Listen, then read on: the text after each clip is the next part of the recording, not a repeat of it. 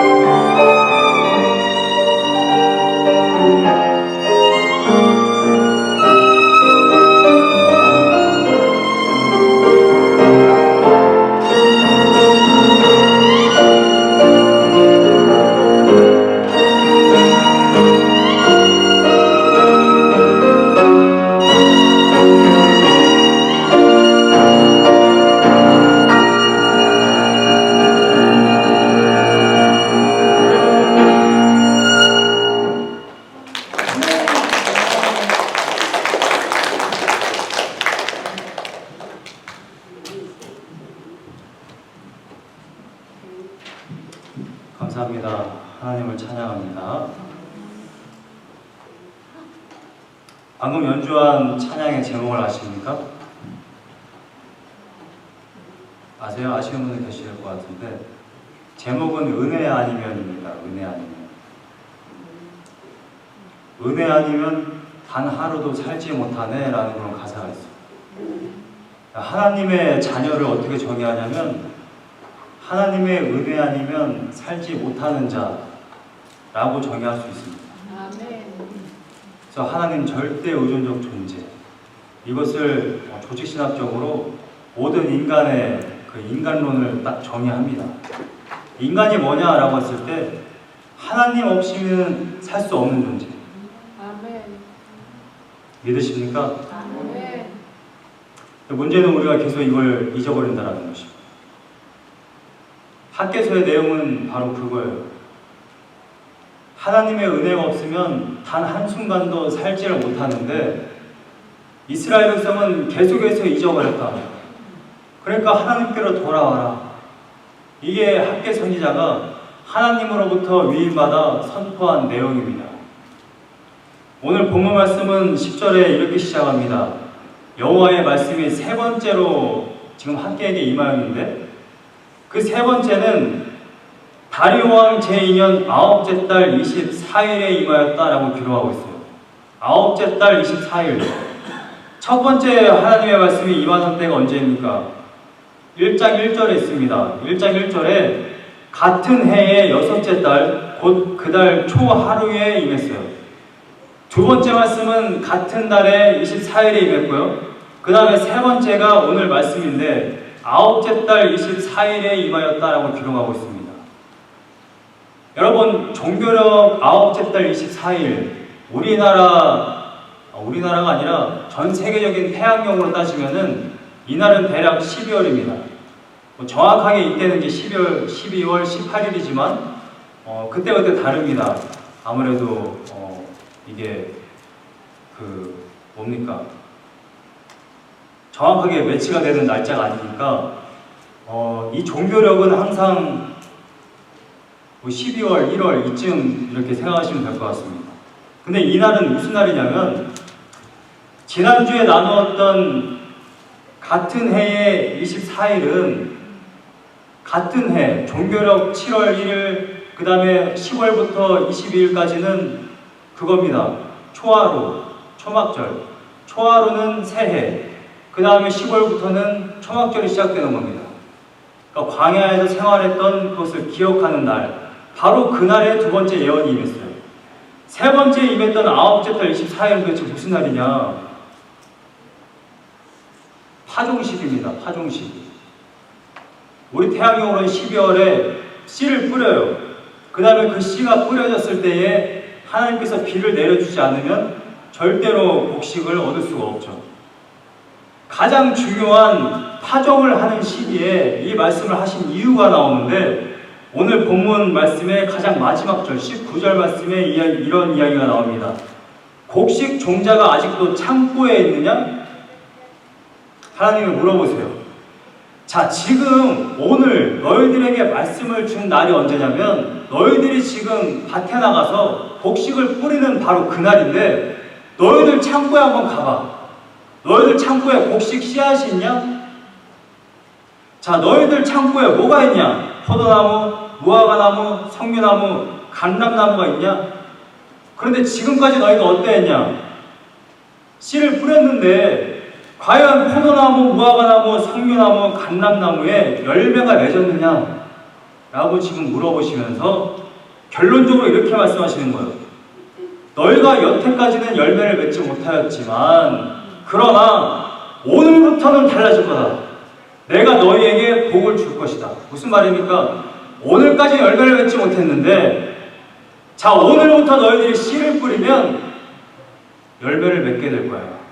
지금 이 말씀을 하기 위해 9째 달 24일에 여호와의 말씀이 학개에게 임한 겁니다. 이스라엘 백성은 대략 18년 동안 열매를 맺지 못했다는 거예요. 정확하게 18년이라는 것은 알 수가 없습니다. 그런데 정확한 것은 이거예요.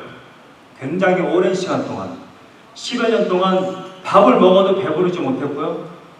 마실 걸 마셔도 이 갈증이 해소가 되지 않았고 열심히 일을 해도 주머니에 돈이 쌓이지 않았다라는 거예요. 그 해가 10여 년이 지속됐어요. 여러분, 우리 인생 가운데 10여 년 동안 계속해서 흉년이 늘고 내가 주머니가 계속해서 비어있고 밥을 먹어도 배가 부르지 않으면 여러분, 그 인생을 어떤 인생이라고 말할 수 있겠습니까? 저주받은 인생이죠. 저주받은 인생. 밥을 먹어도 배가 부르질 않아요. 물을 마셔도 이 목의 갈증이 해소가 되지 않아요. 밤낮 열심히 일을 했는데 통장에 돈이 쌓이질 않는 거예요. 여러분, 이런 인생 사실 수 있겠습니까? 한 달만 그런 인생을 살아도 굉장히 힘들어집니다. 그런데 이스라엘 백성은 10년이 넘는 시간 동안 이러한 인생이 계속됐어요. 그 원인이 뭐라고 말하고 있습니까? 너희들이 하나님의 집을 황폐하게 두었기 때문이다. 하나님의 집은 황폐한데 먼지가 휘날리는데 너희들의 집을 먼저 짓고 있어? 그래, 너희들이 한번 은혜 아니면 살 수 없는 너희들이 나를 버리고 한번 너희들 노력으로 한번 살아봐. 너희들의 인생이 어떻게 되는지 한번 살아봐. 그랬더니 어떻게 되었느냐? 인생에 우박이 있고 한재가 들고 깐부기가 임했다는 거죠. 오늘 본 말씀의 17절 말씀을 보면 이렇게 되어 있죠. 만군의 여호와가 말하노라 내가 너희 손으로 지은 모든 일에 곡식을 마르게 하는 재앙과 가뭄, 한재, 곡식들에 다 말라버리는 재앙. 깐부기가 뭡니까 도대체? 곰팡이가 쓰는 거라고 그래요. 원어적으로 보니까 까만 곰팡이가 쓸어서 음식에 완전히 못 먹게 되는 그런 상태라고 말해요. 우박, 커다란 우박들이 우리가 농사지은 모든 것에 치는 거예요. 그럼 어떻게 됩니까? 굶어야 되는 것이죠. 성전을 황폐하게 두었더니 인생이 어떻게 되었느냐? 하나님을 최우선으로 생각했어야 할 은혜를 받아야 할 존재들이 하나님의 은혜가 없으니까 인생 가운데 한재가 됩니다. 깐부기가 됩니다. 여러분, 기독교 신앙에서 가장 핵심적인 언어 표현을 들자면 그건 바로 은혜예요. 은혜. 은혜가 무엇인지 잘 아시죠? 나는 이것을 받을 자격이 없는데 그 받을 자격이 없는 사람에게 하나님이 주권적으로 그냥 주신 것, 선물로 주신 것, 그걸 은혜라고 말하지 않습니까? 여러분, 원래 세상의 모든 인류는 다 지옥으로 떨어지는 거예요. 창세기 3장 이후로, 아담 이후로. 그게 원래 우리들의 운명입니다.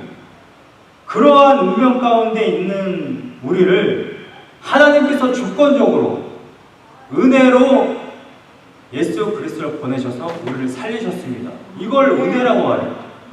하나님이 여러분들을 살리기 위해 예수 그리스도 십자가에 못 박는 것은 의무가 아니라는 거예요. 여러분들의 인생을 윤택하게 하는 것, 여러분들의 인생을 풍년이 들게 하는 것, 열심히 일한 만큼 주머니에 채워지게 하는 것은 하나님의 의무가 아니에요. 여러분들을 잘 먹고 잘 살게 하는 것, 여러분들의 자녀에게 축복을 해주는 것, 여러분들의 인생에 하나님께서 한없는 은혜를 부어주시는 것은 하나님의 의무가 아닙니다. 사람들은 굉장한 착각을 하고 있어요. 내가 하나님 앞에 나오고 내가 하나님 앞에 열심을 품으면 하나님이 당연히 은혜를 주셔야 되는 거 아니야? 여러분, 우리가 한 만큼 하나님이 은혜를 주신다라고 말하면 그건 의무가 되는 거예요. 하나님 의무가 되는 거예요. 내가 교회에 나왔더니 하나님께서 나를 구원하셨어. 의무예요, 의무. 그럼 결과적으로 이게 무슨 신앙이 되느냐? 내가 한 겁니다, 내가 새벽 기도했더니 교회 이전이 됐네? 내가 열심히 기도원 가서 열심히 기도했더니 하나님이 나를 구원하셨네? 여러분, 우리가 도대체 하나님을 뭐하러 믿습니까? 나의 힘으로 구원을 얻을 수 있는데 그건 기독교 신앙이 아니에요. 오늘 본문 말씀에 하나님이 말씀하시는 것은 내가 너희들에게 원래부터 은혜를 줬다. 출애굽 이후부터 한번 생각해봐라. 내가 너희와 함께했다. 지난주에 나눴던 그 말씀 있죠. 2장 5절 말씀에 너희가 애굽에서 나올 때에 내가 너희와 언약한 말과 언약한 시내산에서 하신 말씀이 있어요. 그 언약한 말, 출애굽 시대 때에 주셨던 그 말씀이 지금까지 함께하고 있다. 바벨론 포로기가 하는 바로 이 시점까지 너희와 함께하고 있다. 뭐가? 하나님께서 약속한 말씀이. 그게 무슨 말씀이냐? 내가 너희와 함께할 거다. 그러니까 두려워하지 마라. 이게 지금 하나님의 말씀입니다. 그런데 하나님의 백성들은 하나님을 계속해서 거역하고 하나님의 말씀을 잊어버립니다. 오늘 본문 말씀의 11절 말씀을 보니까 하나님께서 학계에게 이렇게 하라고 지금 지시합니다. 너는 제사장에게 율법에 대하여 물어라. 누구에게 물어보라고요? 제사장. 제사장은 누구보다 율법을 잘 아는 사람들이다. 너는 제사장에게 가서 한번 물어봐라. 두 가지 질문이 있는데 첫 번째는 12절 말씀입니다. 첫 번째는 이거예요. 사람이 옷자락에 거룩한 고기를 쌌는데 여기서 거룩한 고기는 성별된 고기라는 거잖아요. 구별된 고기. 그러니까 하나님께 드려졌던 이 제사 음식을 말하는 겁니다. 하나님께 드려졌던 제사 음식, 하나님께 드리고 난 다음에 이 고기를 옷에, 이 이스라엘 백성들은 옷자락이 굉장히 깁니다. 이 옷자락에다가 이 고기를 싸요. 그리고 가지고 갑니다. 그리고 이 고기를 이제 나눠서 먹어요. 지금 학계를 통해 제사장에 무엇을 물어보라고 말하느냐? 첫 번째는 이거예요. 너희들이 옷자락에 거룩한 고기를 쌌는데 그 옷자락이, 여러분 여기 굉장히 중요한 포인트가 있는데, 하나님께 드려진 제사 음식은 굉장히 거룩한 겁니다. 구별되어졌고 굉장히 거룩한 거예요. 왜냐하면 하나님께서 받으신 거니까. 그러면 이 하나님께서 받으신 이 고기를 내 옷자락에 쌓으면 이 옷자락은 거룩해져요. 레위기에 보시면 잘 나와 있습니다. 그런데 지금 이 말을 하고 있는 거예요. 그 옷자락이, 거룩하여진 옷자락이 무엇 때문에 거룩해졌어요? 거룩한 고기 때문에 거룩해진 겁니다. 우리의 옷자락이 거룩해진 게 아닙니다. 그 옷자락이, 거룩하여진 옷자락이 만일 떡에나 국에나 포도주에나 기름에나 다른 음식물에 닿으면 그것이 성물이 되겠느냐? 라고 지금 물어보세요. 자, 거룩하여진 이 옷자락이 다른 음식에 닿으면 그 음식들이 거룩해지느냐? 그러니까 제사장이 뭐라고 대답해요? 제사장들이 대답하여 이르되 아니니라 하는지라. 이 율법이 말하고 있는 겁니다. 거룩한 고기는 옷자락은 거룩하게 해줄 수 있어요. 그런데 이 옷자락이 다른 음식에 닿았을 때 다른 음식도 과연 거룩한 음식이 되느냐? 그렇지 않다라는 것입니다. 뭘 말하고 싶은지는 13절을 보시면 정확하게 이해가 됩니다. 이어서 학계가 또 다른 질문을 해요. 학계가 이르되 시체를 만져서 부정하여진 자가 만일 그것들 가운데 하나를 만지면 그것이 부정하겠느냐? 라고 지금 물어봅니다. 이렇게 물으니 제사장들이 대답하여 이르되 부정하리라 하더라. 이것은 뭐 출애굽기, 민수기, 레위기에 다 나와 있는 내용인데 우리가 함께 민수기 19장만 한번 보겠습니다. 민수기 19장 11절 말씀을 보면 시체를 만진 자에 대한 그런 율법이 나오는데 11절 말씀에 사람의 시체를 만진 자는 1회 동안 부정하니 7일 동안 부정하니 13절 말씀을 보면 누구든지 죽은 사람의 시체를 만지고 자신을 정결하게 하지 아니하는 자는 여호와의 성막을 더럽힙니다. 시체를 만지는 부정한데 이 부정한 자는 하나님의 성막까지도 부정하게 만든다는 것입니다. 22절 말씀을 보면 민수기 19장 22절 말씀을 보면 부정한 자가 만진 것은 무엇이든지 부정할 것이며 그것을 만지는 자도 저녁까지 부정하리라. 자, 이 부정하는 것을 해결할 수 있는 방법은 정결하게 씻는 것밖에 없는데 그것을 행하지 아니하면 이 부정한 자는 저녁까지 부정하고 1회 동안 부정해요. 그래서 13절 말씀에, 오늘 본문의 13절 말씀에 제사장이 이렇게 말하고 있는 것입니다. 시체를 만져서 부정하여진 자가 만일 그것들 가운데 하나를 만지면, 여기서 그것들은 이제 12절 말씀에 이미 언급한 다른 음식물입니다. 시체를 만져서 부정하여진 자가 다른 음식물들을 만지면 어떻게 되느냐? 부정하여진다라고 말하고 있는 것입니다. 14절 말씀에 결국 하나님께서 말씀하고자 하는 내용이 나옵니다. 이 율법에 대한 질문을 한 의도가 14절 말씀에 나옵니다. 이에 학개가 대답하여 이르되 여호와의 말씀에 하나님이 뭐라고 말했느냐? 내 앞에서, 여호와의 말씀에 내 앞에서, 하나님 앞에서, 하나님의 얼굴 앞에서, 하나님 앞에서라는 것입니다. 그러니까 하나님의 면전 앞에서 이 백성이 그러하다. 지금 성전을 황폐하게 둔 이스라엘 백성의 상태가 어떠냐? 비동사. 이스라엘 백성의 상태가 어떠냐? 하나님의 면전 앞에서 서 있는 이 이스라엘 백성의 상태가 어떠냐? 시체를 만진 자와 같다. 부정하다. 지금 이 말을 하고 있는 거예요. 이 말씀을 지금 하나님께서 왜 학개를 통해 말씀하시냐면, 에스라 3장을 보면 1차 포로기환을 한 이후에 이스라엘 백성들이 제사를 드리는 단을 쌓았어요. 그리고 제사를 드렸습니다. 지난주에 제가 보여드린 성전의 모습이 있죠? 성전 건물이 있고 성전 터가 있습니다. 성전 터를 2년 동안 그 기초공사를 다 했어요. 그리고 제사를 드리는 단을 쌓았습니다. 성전 바깥에 앞에. 그런데 성전을 황폐하게 두고 2년 동안은 기초공사를 했으니까 엄연히 따져서 16년 동안 성전을 황폐하게 두고 제사를 그냥 그대로 드렸다라는 것입니다. 자, 이 말이 무슨 말이냐면, 여러분들 어느 날 내 부모님 집에 가봤더니 부모님의 지붕에 막 비가 새요. 벽을 보니까 다 곰팡이가 썰어져 있습니다.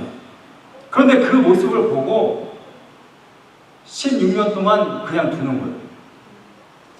나는 에어컨이 나오고 히터가 나오고 벽이 깨끗하고 비가 와도 바람이 들이치지 않고 비가 들이치지 않는 집에 살면서 부모님 집은 비가 들이치는데 16년 동안 그냥 두고 매해마다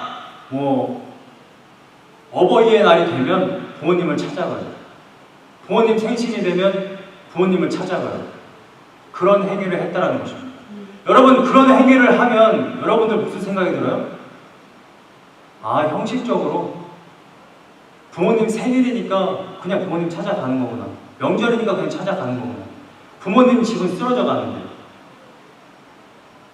제가 한국에 있을 때 명절 때만 되면 저희 아버님 그 형제가 8남매입니다. 8남매. 제일 큰 아버지가 저희 할머니 댁에서 약 20분 거리에 살고 있고요.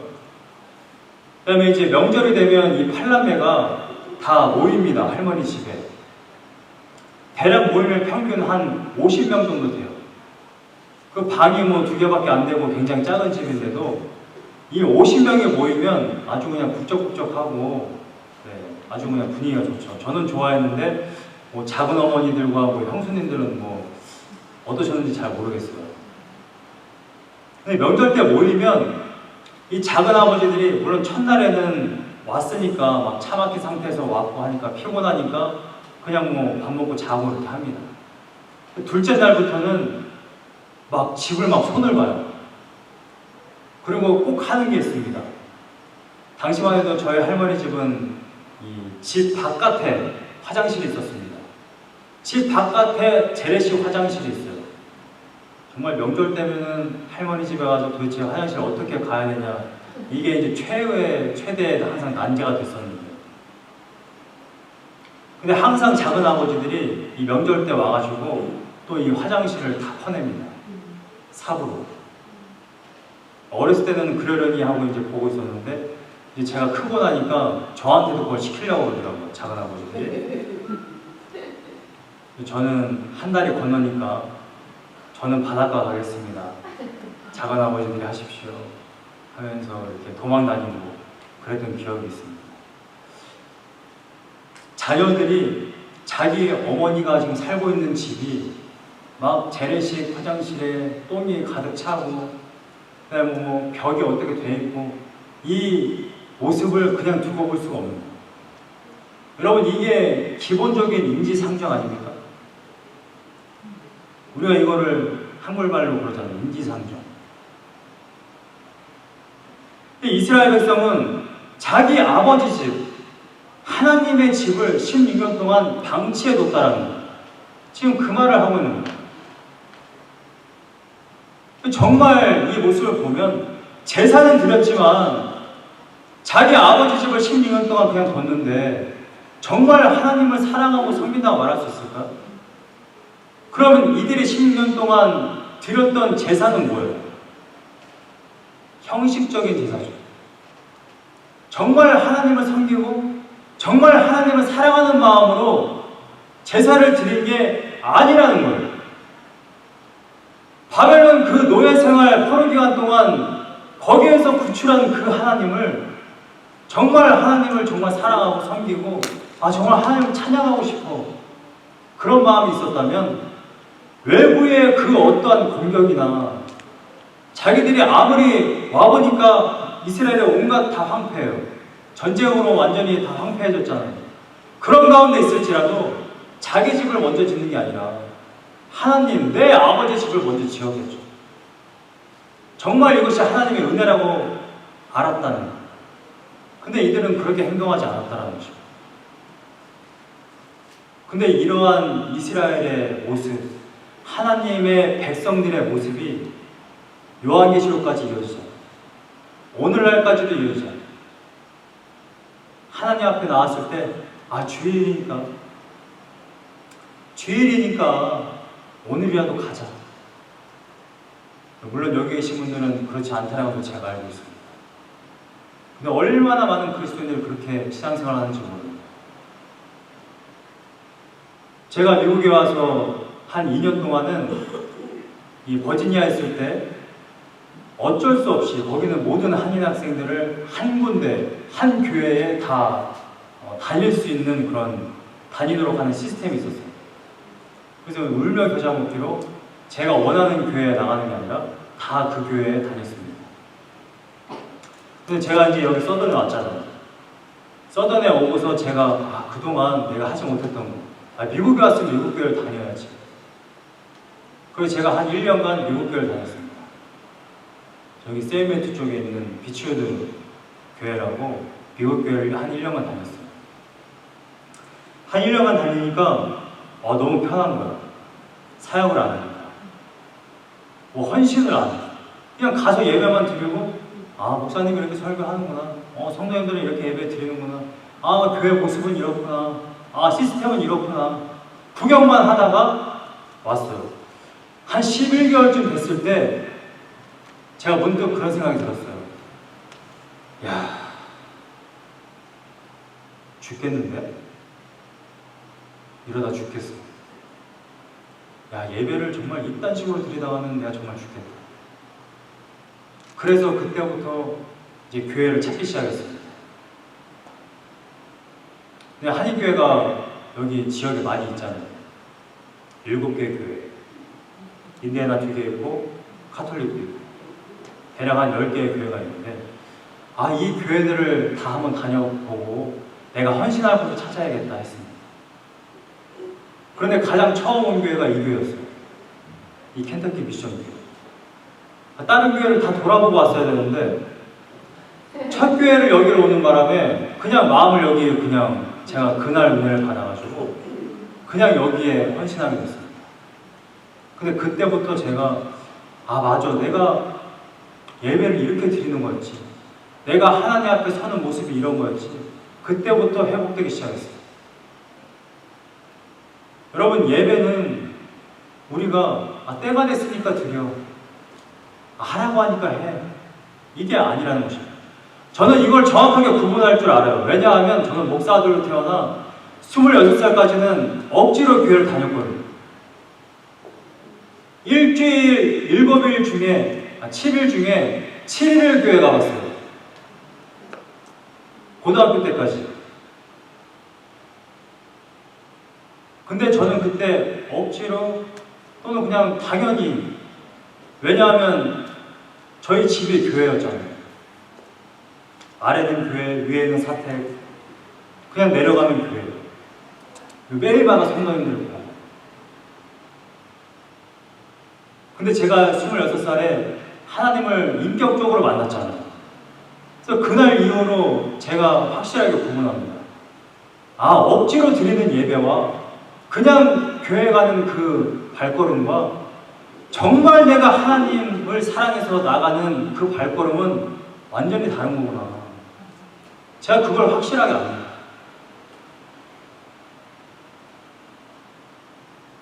오늘 본문 말씀의 15절부터 17절 말씀을 보면 너희들이 성전을 황폐하게 두고 정말 마음을 나한테 쏟아놓지 않고 억지로 드렸던 그 제사로 인해 너희들에게 어떠한 일이 일어났느냐. 15절에서 17절 말씀에 이렇게 이야기합니다. 너희는 오늘부터 이전 곧 여호와의 전에 돌이 돌 위에 놓이지 아니하였던 때를 기억하라. 돌이 돌 위에 놓이지 아니하였던 때는 무슨 말이냐면 2년 동안 성전 기초공사를 했는데 더 이상 돌을 올리지 않았잖아요. 그러고서는 그냥 돌들이 굴러다녔다라는 지금 이야기를 하는 겁니다. 16절 말씀에 그때에는 20고루 곡식더미에 이른 즉 10고루뿐이었고 곡식더미는 20고루인데 그 절반밖에 미치지 못했다라는 것을 이야기하는 겁니다. 그냥 포도즙 틀에 50고루를 기르러 이른 즉 포도즙 틀에서 50고루를 기르려고 했는데 절반도 되지 않은 20고루뿐이었다. 지금 이 말을 하고 있는 거예요. 너희들이 노력한 만큼 과연 얻었느냐? 그렇지 못했다. 17절 말씀에 만군의 여호와가 말하노라 내가 너희 손으로 지은 모든 일에 곡식을 마르게 하는 재앙과 깐부기 재앙과 우박으로 쳤으나 너희가 내게로 돌이키지 아니하였느니라. 하나님은 의도적으로 사실은 10몇 년 동안 재앙을 주신 거예요. 누구에게? 하나님의 백성에게. 제가 분명히 성경적인 원리를 다시 한번 말씀드리겠습니다. 하나님의 백성이 아닌 그냥 일반적인 모든 인류는 있죠. 그냥 저주 가운데 살아가요. 다시 한번 말씀드립니다만 모든 인류는 가는 방향이 다 한결같아요. 그냥 지옥으로 가는 겁니다. 이 땅에서 그냥 하나님 없이 저주 가운데 살아가요. 그게 그냥 운명이에요. 당연한 거예요.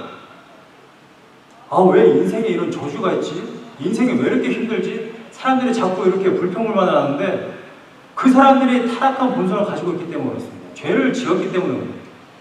인생은 결코 쉬운 게 아니에요. 은혜로운 게 아닙니다. 고난과 아픔과 재앙과 이게 당연한 거예요. 그런데 하나님의 백성은 뭐가 다르냐면 원래는 이러한 인생 가운데 살았는데 하나님의 은혜로 함께 하시고 축복을 주시면 그러한 저주 가운데 살지 않게 된다는 거예요. 그러면 지금 하나님의 백성 가운데 다시 재앙과 깐부기 재앙과 우박이 임했다는 것은 무슨 말이냐면 하나님의 백성을 하나님이 버리셨다라는 말이 아니라 징계를 하셨다라는 겁니다. 분명히 하나님이 이렇게 말씀하세요. 너희가 내게로 돌이키지 아니하였기 때문이다. 여러분, 우리 인생 가운데 때로 나는 하나님을 섬긴다고 섬겼는데 왜 이런 아픔이 있지? 왜 이런 재앙이 있지? 왜 이런 힘듦이 있지? 물론 예수님은 이렇게 말씀하셨습니다. 요한복음에서 이 사람이 맹인된 이유가 부모 때문이냐 자신의 죄 때문이냐라고 제자들이 물어봤을 때 하나님의 영광 때문이다라고 말했습니다. 모든 것이 우리의 죄 때문에 그렇게 되는 것은 아닙니다. 그런데 가장 일반적으로 내 안에 내 인생 가운데 문제가 닥치면 우리는 가장 먼저 돌아봐야 돼요. 내가 지금 하나님과 동행하고 있나? 내가 나의 마음을 하나님께 드렸나? 아니면 내가 그냥 형식적으로 지금 예배를 드리고 있지 않나? 내가 그냥 형식적으로 신앙생활하지 않나?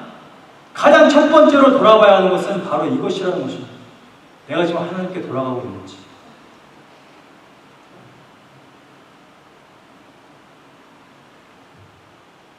제가 오늘 본문 말씀을 보면서 생각났던 한 장면이 있어요. 오늘 본문 말씀을 토대로 제가 18절 말씀을 가지고 오늘 설교 제목을 잡았습니다. 설교 제목을 한번 보여주시겠습니까? 제가 이렇게 묵상을 통해 오늘 이전을 기억하라라고 본문의 제목을 정했어요. 18절 말씀에 너희는 오늘 이전을 기억하라라고 되어 있죠.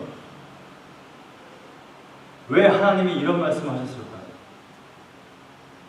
분명히 19절 말씀에는 오늘부터는 내가 너희에게 복을 주리라 라고 해놨습니다. 여러분, 그러면 이거예요. 오늘을 기점으로 지금 하나님의 말씀이 임한 아홉째 달 24일을 기점으로 과거의 모습과 너희들의 인생 가운데 재앙이 임했던 그 모습과 오늘 이후부터 너희들에게 임하는 그 모든 축복의 날들은 완전히 대비된다. 상황이 완전히 달라질 거다. 이 말을 지금 하고 있는 거죠. 그런데 단순히 이렇게 말하고 끝나지 않습니다. 오늘부터는 내가 너희에게 복을 주리라 하고 끝나면 되는데 하나님이 학개 선지자를 통해서 오늘부터 계속해서 말하죠. 15절 말씀에 오늘부터, 그리고 18절 말씀에 결국 이런 말씀을 하시는 거예요. 오늘 이전을 기억하라. 자, 오늘 이전을 기억하라는 말은 무슨 말이에요? 오늘부터는 너희들에게 축복이 임한다. 내가 너희와 함께한다. 너희들이 씨를 한번 뿌려봐라. 그 모든 씨가 다 축복을 이룰 거다. 풍년을 이룰 거다. 그런데 너희들은 기억해라. 오늘 이전을 한번 기억해라. 너희들이 10여 년 동안 너희들이 성전을 황폐하게 둠으로 인하여서 너희들의 인생이 어떻게 됐는지 기억해. 지금 이 말을 하는 거야. 너희들이 하나님을 버렸을 때, 너희들이 나에게 마음을 돌리지 않았을 때 너희들의 인생이 어떠했는지를 기억해라. 우리의 모든 인생은 다 그래요. 나의 인생 가운데 풍요함이 있고 부요함이 있고 모든 문제가 없고 모든 일들이 다 잘 될 때 우리가 가장 먼저 하는 것은 하나님을 잊어버립니다. 하나님을 찾지 않는다. 왜? 모든 일이 다 잘 되니까. 너무 평안하니까. 그래서 오늘 본문 말씀에 하나님이 이렇게 말씀을 하시는 겁니다. 오늘 이전을 기억하라.